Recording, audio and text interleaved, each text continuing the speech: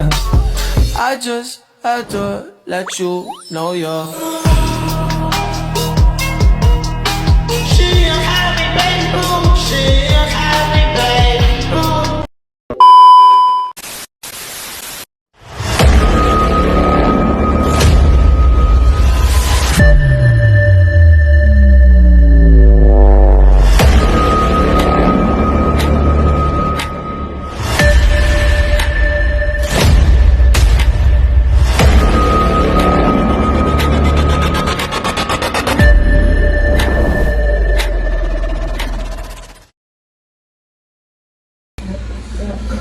Assalamualaikum warahmatullahi wabarakatuh. Waalaikumsalam warahmatullahi wabarakatuh.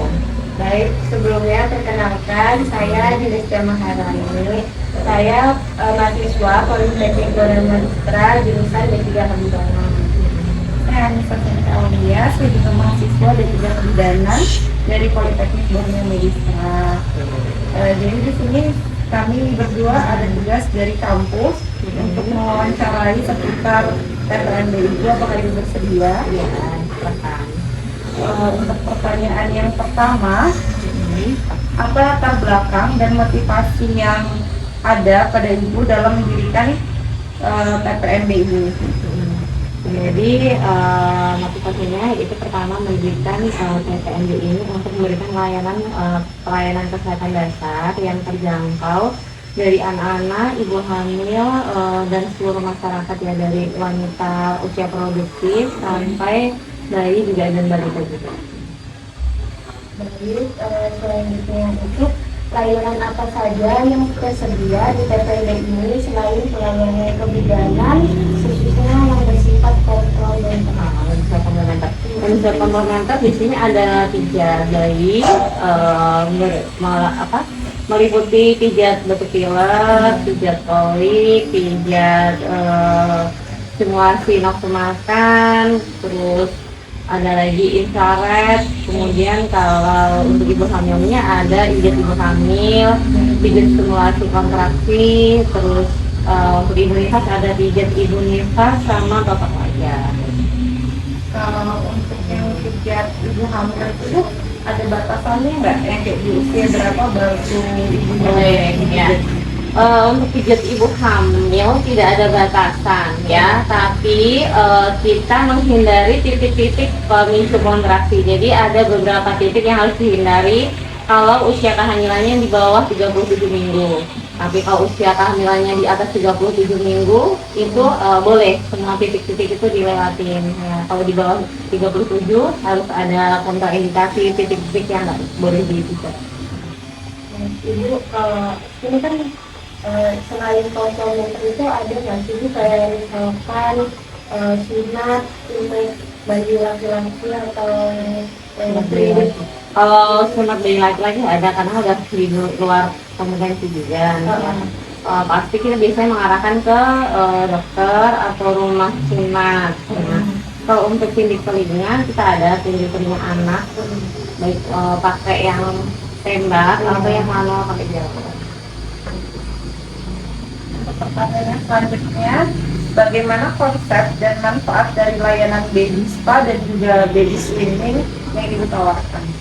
Konsepnya ya pertama memberikan pelayanan tentang menyeluruh ya. Kalau baby spa itu ya ada mulai dari pijat bayinya, habis itu ada baby gym ball, kemudian ada berenangnya. Nah itu kita tawarkan mulai anak usia 2 bulan ya, bisa dari 2 bulan sampai maksimal 1 tahun, karena kolam kita ukurannya yang medium ya, bukan yang gede, nggak bisa untuk berendam. Jadi di atas 1 tahun itu sudah kemudian.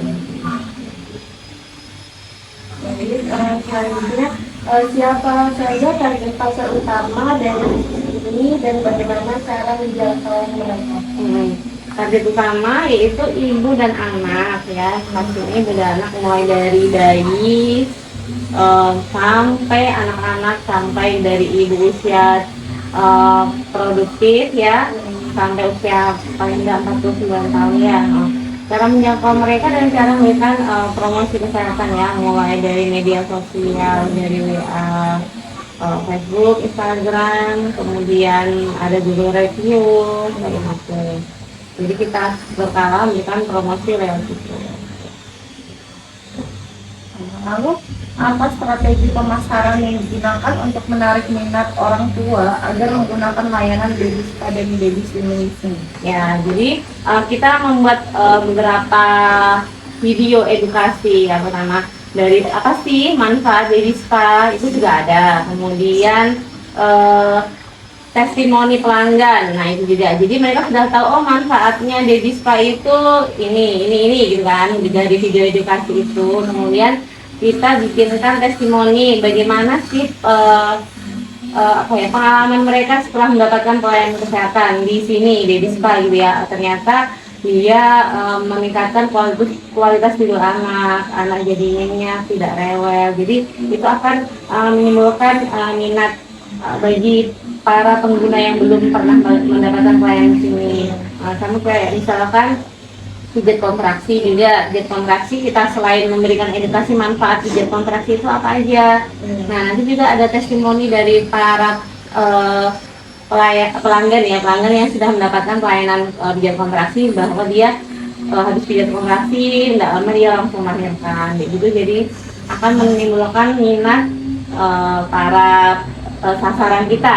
Nah itu kita promosikan semuanya di media sosial yang sudah disebutkan tadi.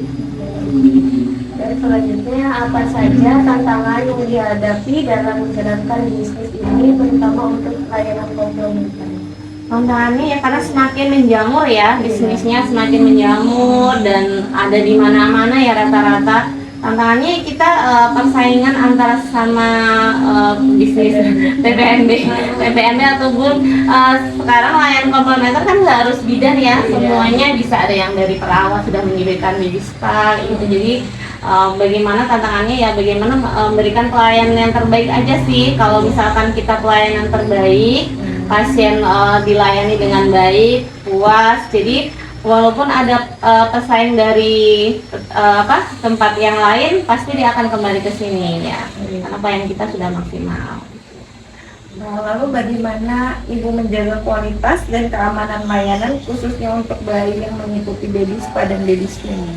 Ya, untuk menjaga kualitas yang pertama kan dari trainernya ya, untuk petugasnya kita pastikan dia sudah kompeten, kemudian sebelum baby berenang selalu kita ini kan jangan langsung dilepas.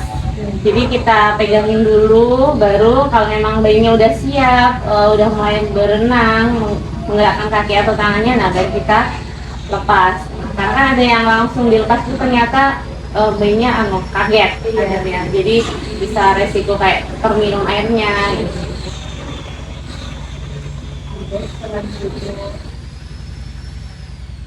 Apa keunggulan atau nilai unik dari PPNB Ibu dibandingkan dengan tempat serupa lainnya? Ya. Ya kita nilai keunggulannya sih memberikan pelayanan dengan sepenuh hati gitu aja ya. Jadi bagaimana kita memberikan pelayanan dengan baik sehingga pasien bisa nyaman, kemudian bisa merasakan manfaat dari pelayanan yang kita berikan. Lalu bagaimana perkembangan bisnis ini sejak awal berdiri hingga sekarang?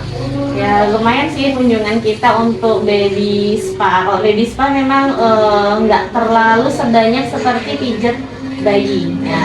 Kalau baby spa itu rata-rata masyarakat masih belum terlalu minatnya itu untuk paket ambil berenang gitu, dia masih belum terlalu tergugah gitu ya. Dan karena kan kalau baby spa kan ada batasan usia, jadi itu mungkin lebih memangkas sasaran ya. Jadi kalau untuk baby spa tidak terlalu banyak, tapi kalau untuk pijat bayi karena dia mulai dari usia 0 bulan sampai 5 tahun ataupun dipijat ibu hamil dan kontraksi itu lumayan sih. Kenyangnya. Baik, pertanyaan selanjutnya, apa harapan dan rencana pengembangan bisnis ini ke depannya, terutama terkait layanan komplementer untuk bayi? Harapannya masyarakat akan semakin sadar tentang pentingnya layanan komplementer ya.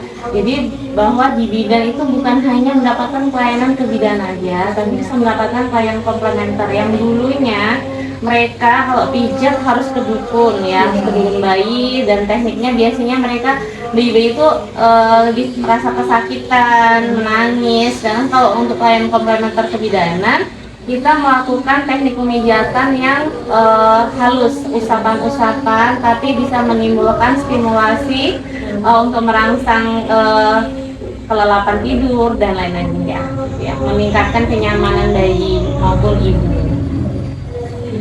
Terus kalau misalnya di sini buka 24 jam ya Bu, Untuk persalinan bukan 24. kalau seandainya ada pasien yang mempunyai kedaruratan itu sebelum dirujuk, penanganan awal yang biasa Ibu lakuin itu apa? Ya, sesuai kasusnya paling nggak kita lakukan stabilisasi ya, pemasangan infus. Kalau misalkan untuk kasus emergensi pada persalinan ya, kalau untuk ibu hamil kita sudah lakukan screening kan, mulai dari screening MAP, kemudian screening kita arahkan ke puskesmas. Nah itu kalau untuk kegawat darurat yang langsung datang, pasti kita lakukan pemasangan infus dulu, stabilisasi. Kalau memang perlu oksigen kita pasang oksigen, kemudian pasang kateter, baru kita telepon rumah sakit yang akan kita tuju. Kita pastikan bahwa di sana bersedia mendapatkan kiriman rujukan. Ya, jadi pasien begitu sampai di sana bisa terlayani dengan baik.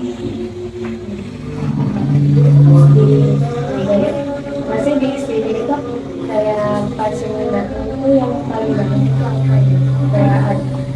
Kunjungan terbanyak KB, yang kedua pijat bayi. Kemudian ANC bersalinan. Untuk tempat praktik mandiri bidan ini didirikan sejak kapan ya Bu? Sekitar tahun 2021 ya, didirikan sekitar bulan Februari 2021. Untuk izinnya itu bagaimana Ibu? Kalau untuk izinnya kita langsung ke dinas perizinan ya. Jadi untuk layanan kebidanan izinnya lewat dinas perizinan. Kemudian untuk pelayanan komplementer kalau bagi bidan itu tidak perlu mendapatkan izin dari apa itu, modal usaha atau apa ya itu ya. Jadi sudah include ke layanan komplementer, itu sudah include ke layanan kebidanan. Jadi izinnya cukup satu, diizin ke bidanan yang di dinas perizinan menanam modal. Ini baby spa itu ada NIMB atau gitu loh. Tapi ada bidan juga yang ngurus NIMB-nya. Cuman kemarin tuh waktu supervisi dari dinas kan kita dikunjungi juga ya. Terus menanyakan kalau baby spa izinnya gimana. Kalau sudah kebidanan udah ikut di perizinan ke itu tuh bagian dari komplementer kebidannya aja. Jadi sudah include dari izin bidan, gak usah pakai izin lagi. Ya begitu. Akreditasi itu Kalau akreditasi kan kalau bidan belum ada, adanya klinik, minimal klinik. Tapi nggak tahu ya nanti kalau PMDN sudah juga. Kalau klinik memang harus ada akreditasi. kalau misalkan ada pasien yang dirujuk itu manggil ambulan dari Enggak, bawa mobil sendiri. dari sini gitu. Mungkin kalau untuk sesi tanya jawabnya itu aja, sekian dari kami. Selanjutnya kami mau lihat-lihat tempat di sini apa diperbolehkan. Oke, silahkan. Terima kasih. Terima kasih ya.